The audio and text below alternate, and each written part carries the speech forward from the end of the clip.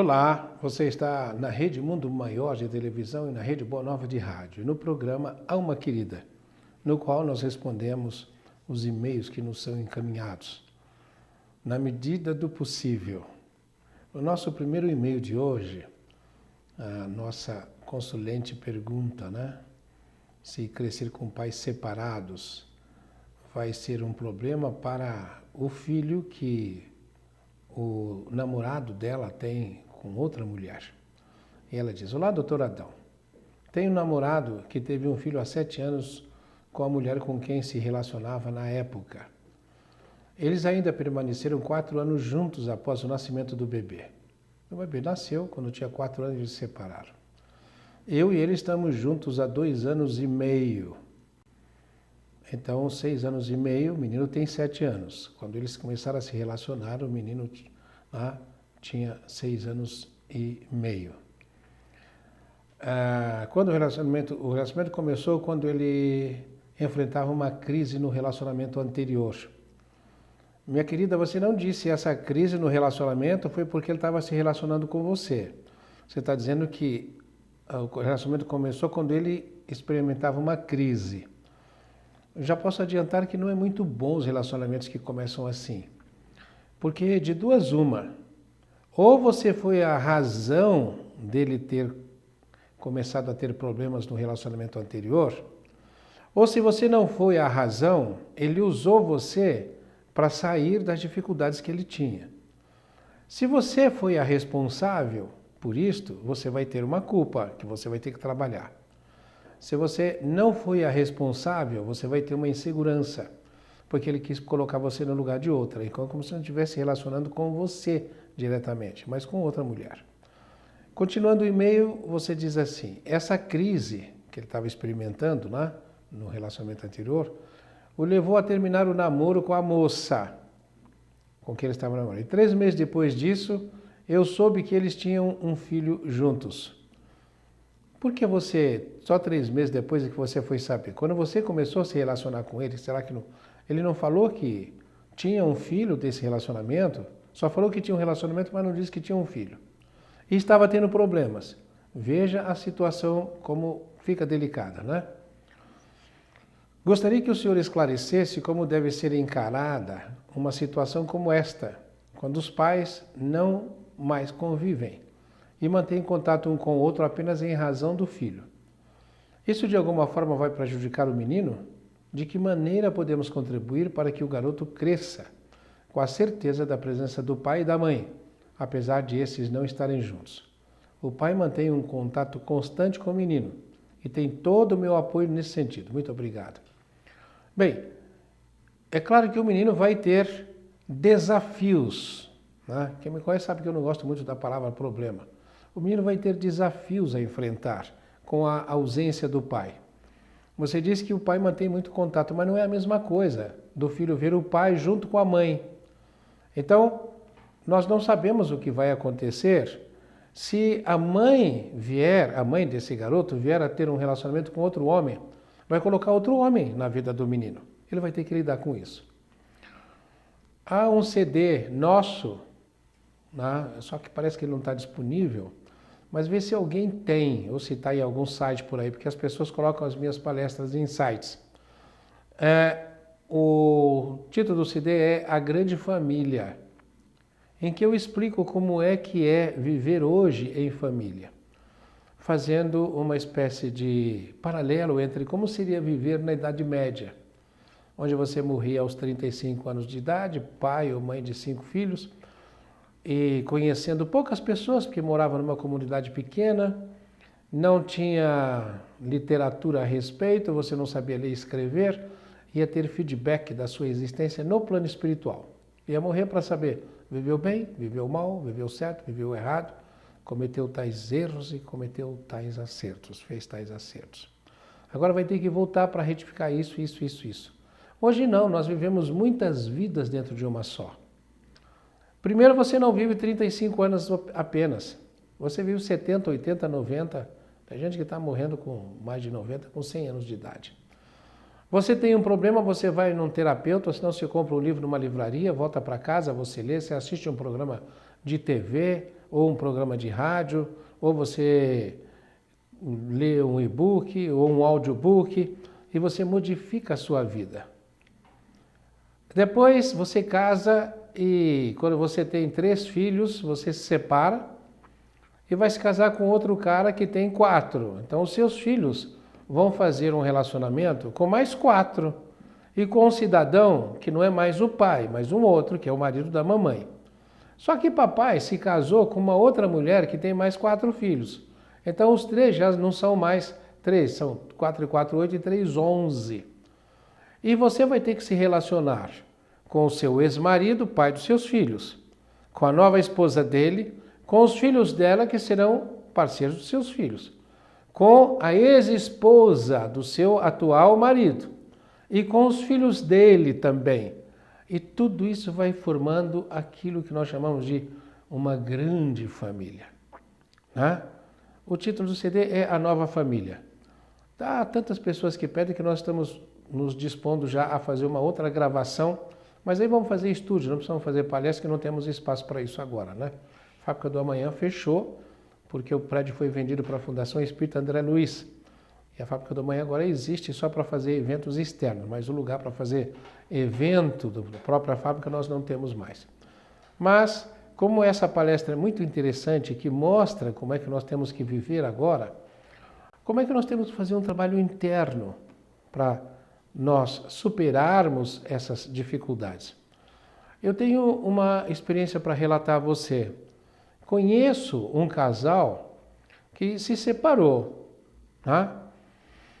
O casal tinha 3 filhos. Na realidade eles tinham 4, né? Mas um veio a falecer. Então tem 3 filhos. O marido, tá, teve já vários outros casamentos. E a esposa também teve outros relacionamentos. A esposa não teve filhos nos outros relacionamentos, mas o marido teve. E o mais interessante é que uma filha do marido com uma outra mulher de quem ele já se separou, se tornou muito amiga dos filhos dessa minha conhecida com o marido dela. E ela tem mais afinidade com a mãe, ou seja, com a primeira esposa do marido, do que com a própria mãe, do que com os outros parentes e tal, etc., do que com o próprio pai. Então ela adora ficar na casa da ex-esposa do marido com os meio-irmãos. E é muito bem tratada, muito querida.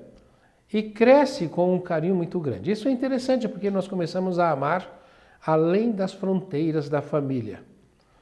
E isso de amar além das fronteiras da família é uma imposição da própria vida.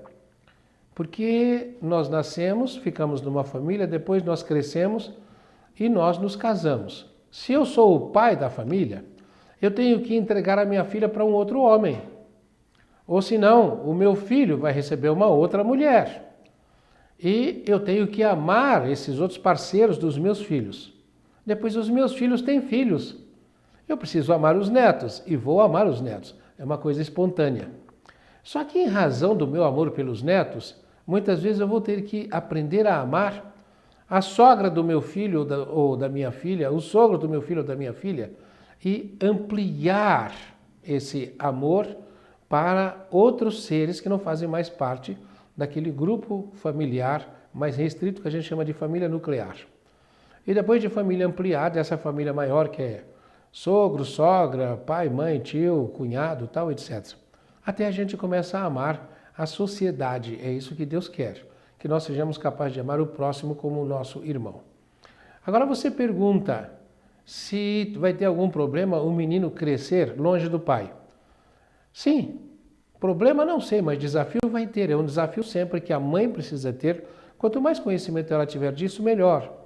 Porque ela vai sempre dizer, quando falar, a mãe precisa aprender a falar bem do pai. Quando você receber o menino, você precisa tratar bem também o menino, porque ele vai achar que você está no lugar da mãe. Então ele vai crescer com uma sabedoria diferente da sabedoria do seu avô, da sua avó, dos seus avós, dos seus antepassados, dos meus antepassados. Compreende? Porque hoje está tudo, o mundo vai mudando, e à medida que vai mudando, nós vamos caminhando na direção dessa compreensão de um amor muito mais amplo.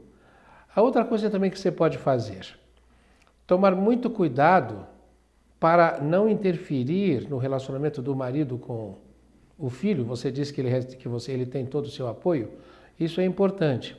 Mas você também precisa aprender a ter um relacionamento adequado com a mãe do menino, a ex-mulher do seu companheiro. Hoje em dia, né, a gente poderia dizer a ex-mulher do seu marido, mas nem ele foi casado com ela, nem é casado com você. Então, diz assim, a ex-namorada do seu atual namorado. E daqui a pouco, você pode vir a ter um filho com ele. Como é que fica? Isso você tem que lidar, porque você fica sempre com uma insegurança. Porque um filho, se bem que filho não prende, não é uma espécie de cola de casamento, de alguma forma tem uma energia. Então você fica com medo. Ele tem um filho, ele pode de repente querer voltar para lá por causa da criança. E você internamente se mobilizar no sentido de afastá-lo da ex-namorada. Principalmente se ela estiver livre. Eles já se deram bem uma vez. Tanto é que tiveram um filho juntos. Isso vai constituir uma ameaça para você. É algo com que você tem que lidar. E aí vai acontecer uma coisa interessante. Escreva bem o que eu estou dizendo. Se isso já não está acontecendo. Você começa a torcer bastante para ela arrumar um companheiro. Porque se ela arrumar um companheiro e colocar outro homem dentro da casa, o seu marido não vai voltar para lá. Então ele já fica excluído. A outra coisa importante é que você vai se mobilizar para tratar bem o seu marido, para solidificar essa relação. Então vai ser uma coisa mais adulta, não vai ser simplesmente uma coisa como se fosse, como se diz na gíria, um fogo de palha. Você vai estruturar um relacionamento maior.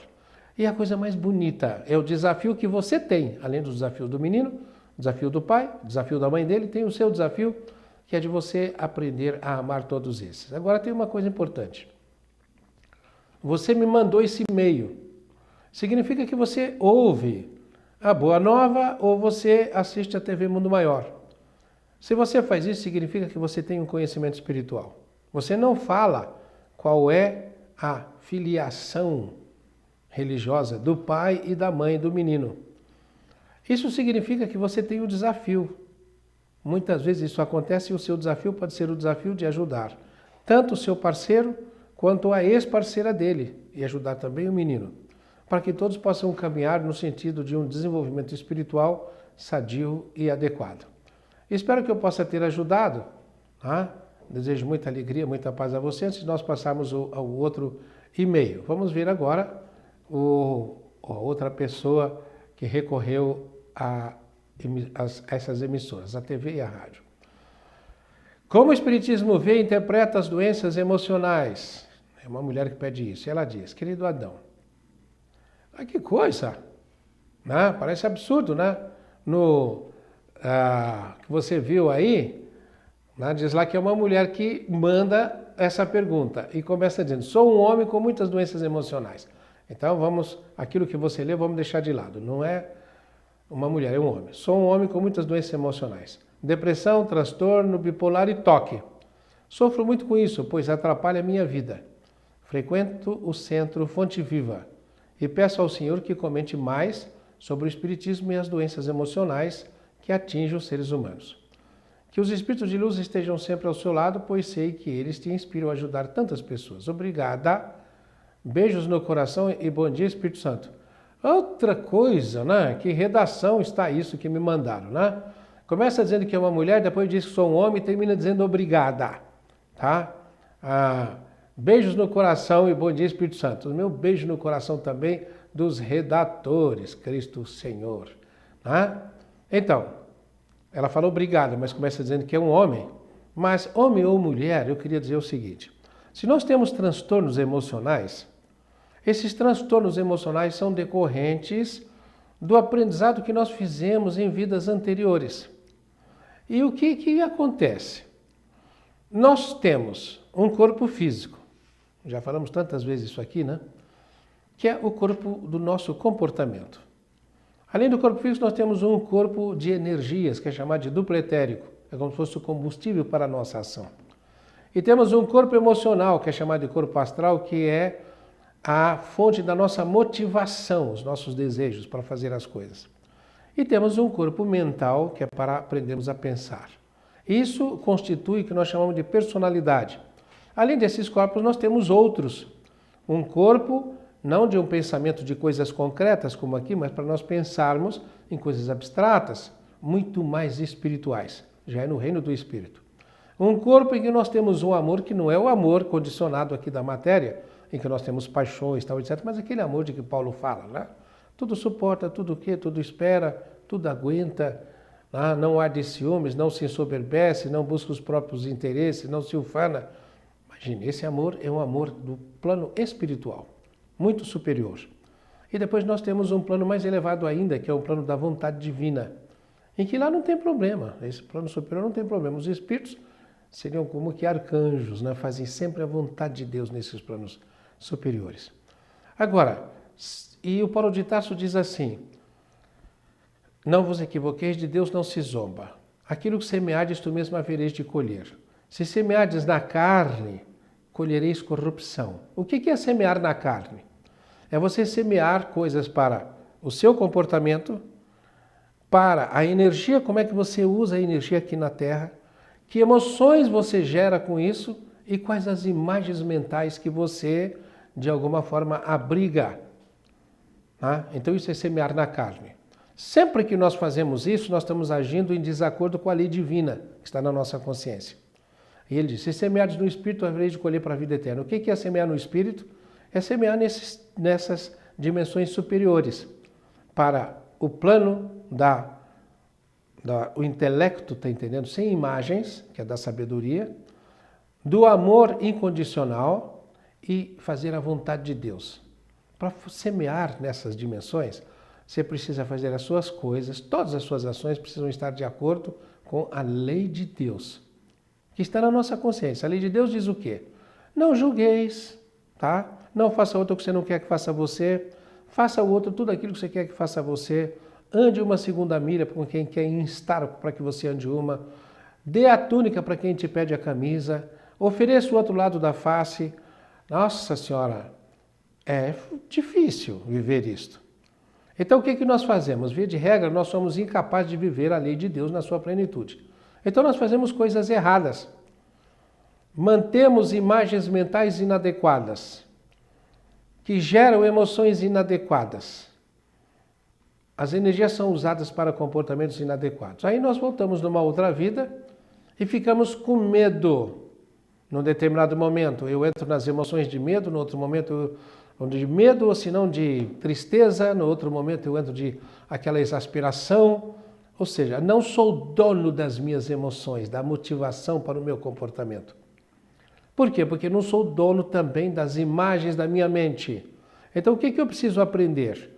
Deixar que a vontade de Deus entre na minha vida e eu começar a ter uma disciplina de fazer coisas não motivado pelos impulsos da matéria, mas por impulsos superiores. Por exemplo, você começa a ter imagens que são recorrentes, que ficam ali na sua cabeça como que martelando.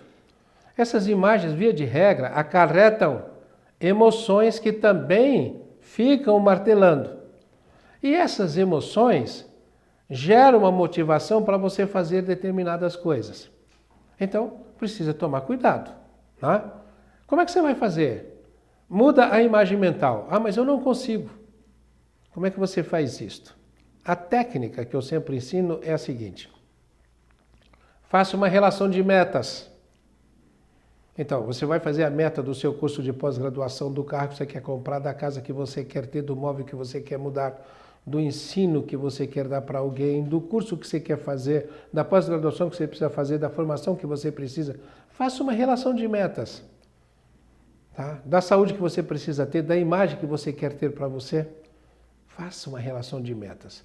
E aí, quando vierem essas imagens mentais que ficam recorrentes ali, como se estivesse martelando, então o que você faz? Faz como se fosse um yogi. Você inspira profundamente, os yogis dizem, prana segue manas. Os físicos quânticos dizem assim, a energia é afetada pelo pensamento, pela mente. Então você inspira. E os yogis, eles usam muito a respiração para ter controle, tá? Chamados pranayamas, controle do prana. Então o que faz? Tá? Inspira profundamente, como se estivesse tirando a energia daquela imagem que está te assoberbando. E depois você põe na imagem da meta que você fez. Você recebendo um diploma, você tendo um carro novo, e você vai fazendo isso com frequência, com determinação, aí você vai verificar que você muda a sua maneira de pensar. De repente você está invadido de uma outra emoção. Como é que isso ocorre? Nós vamos explicar depois do intervalo. Nós chegamos ao final desse primeiro bloco, vamos fazer o intervalo, daqui a pouco nós estaremos de volta.